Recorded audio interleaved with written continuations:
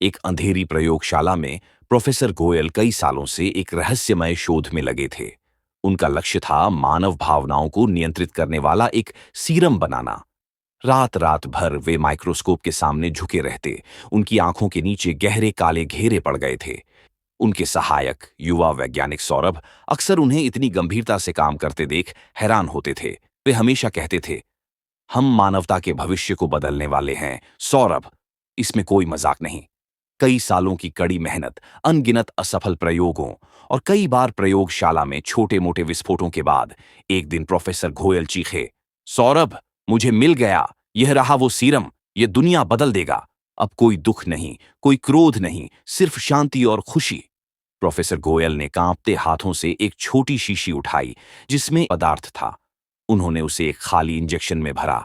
सौरभ ने घबराकर पूछा, प्रोफेसर, क्या आप इसे खुद पर इस्तेमाल करेंगे? प्रोफेसर गोयल ने सिर हिलाया। उन्होंने अपनी बांह ऊपर की और अगले ही पल वह चमकीला सीरम उनकी नसों में चला गया। प्रोफेसर गोयल ने गहरी सांस ली।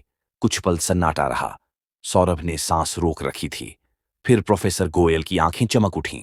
उनके चेहरे पर एक अजीब सी मुस्कान आई। वह अचानक उछल पड़े और लैब में रखी सारी बीकर और टेस्ट ट्यूब को एक के बाद एक हवा में उछालने लगे, जैसे वह कोई सर्कस का जादूगर हो।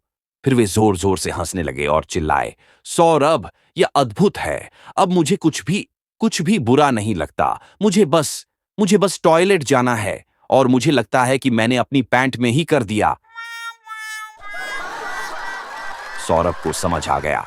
प्रोफेसर गोयल ने गलती से भावनाओं को नियंत्रित करने वाला सीरम नहीं, बल्कि एक शक्तिशाली जुलाब बना दिया था। प्रोफेसर गोयल, जो अब जोर जोर से हंसते हुए वॉशरूम की ओर भाग रहे थे, ने मुड़कर कहा, मुझे इतना हल्का और खुश कभी महसूस नहीं हुआ। ये सचमुच दुनिया बदल देगा। सौरभ ने माथे पर हाथ मारा और सोचा, कम से कम वह अब गुस्सा तो नहीं कर रहे।